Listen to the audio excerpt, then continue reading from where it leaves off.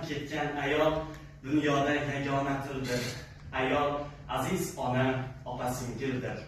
Qumsiz sahroni hech sahro deb bo'lmas. Suvsiz daryoni hech daryo deb bo'lmas.